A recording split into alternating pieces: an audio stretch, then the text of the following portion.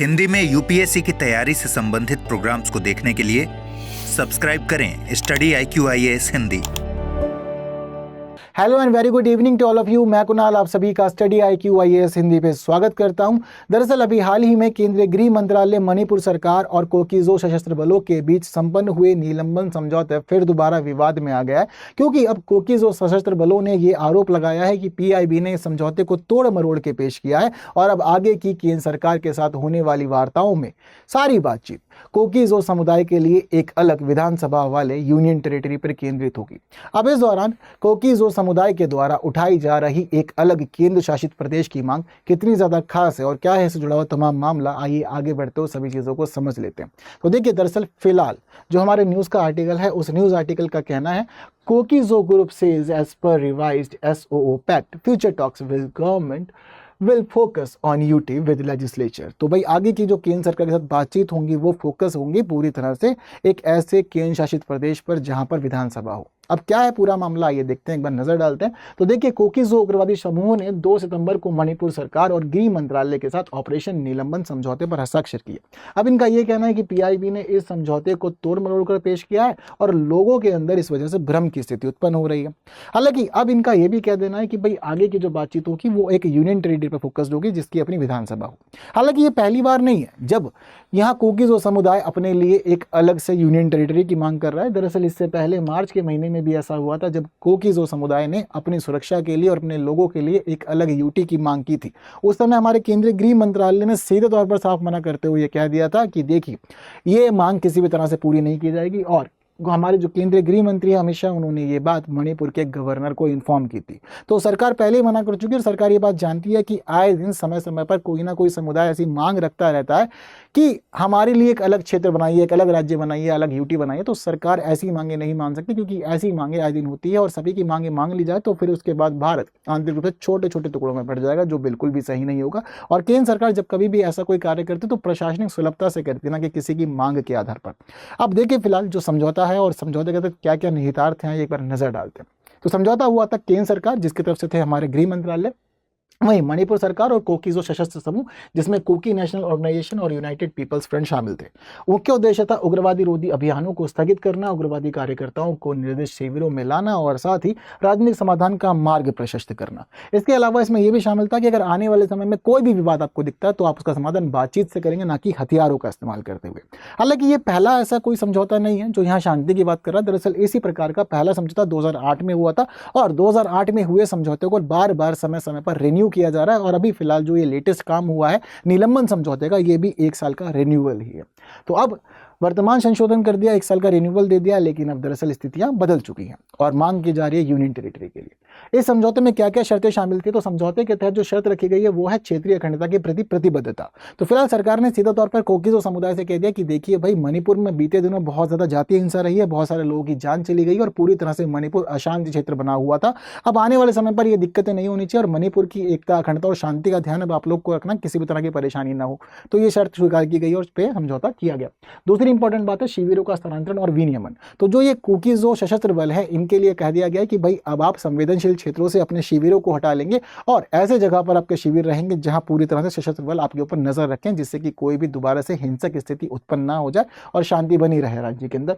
अगली बात है हथियारों को निष्क्रिय करना। तो विवादों का समाधान केवल बातचीत से होगा, हथियारों का इस्तेमाल नहीं होगा और ना ही आप अपने पास हथियार रखेंगे, क्योंकि इसकी वजह से पहले ही बहुत गड़बड़ हो चुकी है। तो इसलिए कह दिया गया कि हथियारों के उपयोग को समाप्त करने के लिए अब आप फिलहाल ये हथियार जमा कर देंगे।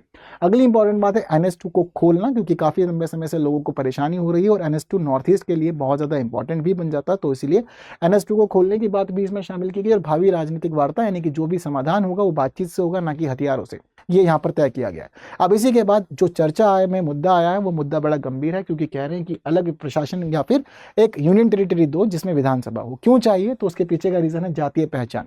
अब इनका ये कहना है कि मणिपुर में हम बहुत संघर्ष में हैं और हमारे बहुत संघर्ष में रहने का कारण है मैतेई समुदाय। मैतेई समुदाय की वजह से हम सुरक्षित महसूस नहीं करते और हमारे जो चिंताएं हैं वो बरकरार रहती हैं, घर के लोग हमारे सुरक्षित नहीं रहते हैं। इसी वजह से जरूरी है कि हमारे लिए एक अलग यूटी होगा जहां हम लोग पूरी तरह सुरक्षित होंगे और यहाँ रह करके हमारे जो भूमि अधिकार है वो भी संरक्षित सुरक्षित हो जाएंगे और यहाँ रह करके हम अपने लोगों के उत्थान और विकास करा सकेंगे। इसके साथ ही इनका ये भी कहना है कि मणिपुर सरकार ने कभी भी कोकीज़ो समुदाय के ऊपर ध्यान ही नहीं दिया और कोकीज़ो समुदाय लगातार हाशिए पर बना हुआ है। इसी वजह से अब ये आवश्यक है कि अलग प्रशासन के तहत हम अपनी चीज़ों को पूरा कर लें और अपना विकास करें। इसके साथ ही इनका ये भी कहना है कि जातीय हिंसा की वजह से अब हम और ज़्यादा असुरक्षित महसूस कर रहे हैं। अब ज़रूरी यही है कि हम आने वाले समय में सुरक्षित महसूस करने के लिए एक अलग क्षेत्र में ही रहें और केंद्र सरकार ये मांग जल्द से जल्द मान ले। हालांकि केंद्र सरकार ये मांग मान तो सकती है क्योंकि संविधान का अनुच्छेद 3 ये अधिकार केंद्र सरकार को देता है कि वो भारत की किसी भी राज्य की सीमाओं को बदल सकता है। साथ ही वो किसी भी राज्य को किसी भी राज्य से तोड़ के एक नया राज्य बना सकता है या फिर साथ साथ ये भी अधिकार है कि आप नाम भी परिवर्तित कर, तो सीमा बदल सकते हैं, क्षेत्र बदल सकते हैं, नया गठन कर सकते हैं राज्य का। ये सारे अधिकार केंद्र सरकार को मिले हुए हैं। लेकिन क्या अलग अलग समूहों की ऐसी मांगों को पूरा करना और सभी के लिए अलग अलग यूनियन टेरिटरी या स्टेट बना देना, क्या ये सही रहेगा? पिछली बार हम लोगों ने देखा था कि ये काम 2019 में हुआ था जम्मू कश्मीर के साथ, जब जम्मू कश्मीर के स्पेशल स्टेटस को खत्म किया गया और साथ ही जम्मू कश्मीर के राज्य का दर्जा भी बदल दिया गया और अब जम्मू कश्मीर खुद एक यूटी है। और साथ ही ये भी देखने को मिला कि इस दौरान जम्मू कश्मीर की एक भूमि से 2 अलग अलग यूटी बनाए गए थे, जम्मू कश्मीर और लद्दाख। जम्मू कश्मीर एक ऐसा यूटी है जिसकी अपनी विधानसभा है, लेकिन लद्दाख एक ऐसा यूटी है जिसकी विधानसभा नहीं है और ये डिमांड कर रहे हैं कि विधानसभा वाला एक यूनियन टेरिटरी इनको चाहिए होगा। तो बाकी देखेंगे केंद्र सरकार क्या करेगी। हालांकि अगर आर्टिकल 3 का यूज़ किया जाता तो उसमें 2 कंडीशन होती है। पहला होता है कि प्रेसिडेंट का अप्रूवल लेना, प्रेसिडेंट की स्वीकृति के बिना आप ऐसा कोई भी काम नहीं कर सकते जो आर्टिकल 3 में शामिल हो, और साथ ही इसमें स्टेट की राय भी ली जाती है। हालांकि बाध्यकारी नहीं होता लेकिन फिर भी पूछा जाता है। तो ये दोनों चीज़ें भी ज़रूरी है आर्टिकल 3 की जो आपको याद रखनी है, बट फिलहाल ये स्थिति काफ़ी ज़्यादा गंभीर है। तो बाकी देखेंगे आगे होगा क्या, लेकिन फिलहाल आप लोग मुझे एक इजी से क्वेश्चन का आंसर कमेंट जरूर से कर दीजिएगा। और आंसर कमेंट करने के साथ ही आप लोग अगर द हिंदू न्यूज़पेपर का एक अच्छा एनालिसिस ढूंढ रहे हैं अपने लिए हिंदी भाषा में, तो आपको मिल सकता है रोज सुबह 9 बजे हमारे चैनल पे। बस जुड़िए और पढ़िए न्यूज़ एनालिसिस और साथ ही एडिटोरियल डिस्कशन, ये सब कुछ आपको यहाँ ऑन टाइम मिल जाता है। इसके अलावा आप लोग जुड़ सकते हैं हमारे प्रतिज्ञा प्लस बैच से, जो बैच अभी इस महीने में शुरू हो रहा है। बैचेस की खास बात ये है कि भाई आपको इन बैचेस में मिलता है 1000 से अधिक घंटे की क्लासेस, जहां आपको करंट अफेयर्स, सिलेबस और आंसर राइटिंग और साथ ही सीसेट कराया जाता है। 1-to-1 मेंटरशिप में आप लोग को पूरा मार्गदर्शन दिया था, तैयारी कैसे करनी है कैसे नहीं करनी, स्टडी मटेरियल की टेंशन नहीं लेनी है और टेस्ट सीरीज की टेंशन भी नहीं लेनी है, सब कुछ आपको मिलेगा। और साथ ही 11,000 का कैश प्राइज मिलेगा अगर आप टॉप परफॉर्मर बनते हैं, और पूरी फीस रिफंड हो जाएगी अगर आप लोग प्रीलिम्स क्लियर करते हैं। तो यूज़ करना है कोड KL Live और KL Live कोड यूज़ करके आपको मिलेगा बेस्ट डिस्काउंट। तो डिस्काउंट लेना है तो KL Live कोड से ही लेना है। और दूसरी खास बात यह है कि अभी फिलहाल 12 सितंबर तक के लिए फीस पे स्पेशल डिस्काउंट चल रहा है, 12 सितंबर के बाद फीस बढ़ जाएगी। तो ये भी दिक्कत वाली बात है, इसलिए एनरोल जल्दी कर लीजिए। और आप जुड़ सकते हैं मेरे साथ टेलीग्राम, इंस्टाग्राम, फेसबुक और एक्स पे, और QR कोड को स्कैन कर सकते हैं ताकि आप पहुंच जाए टेलीग्राम चैनल पर, जहाँ आपको PDFs मिलती है और हमारा डिस्कशन भी यही होता है। बाकी बस आज के लिए इतना ही। जो महत्वपूर्ण बातें की जानी थी वो सारी बातें हो गई हैं अच्छे से। आगे बात है आपको क्या कहना है, आप अपनी राय जरूर दीजिए कि क्या अलग यूटी होना चाहिए या नहीं होना चाहिए। फिलहाल इस वीडियो को शेयर जरूर करें, और जिन्होंने लाइक नहीं किया, लाइक के बिना कोई नहीं जाएगा। बाकी की बातें होंगी क्लासेस में कुछ नए विषयों के साथ। तब तक के लिए दीजिए मुझे विदा। Thank you so much. जय हिंद। स्टडी IQ IAS, आपका सिलेक्शन हमारा मिशन।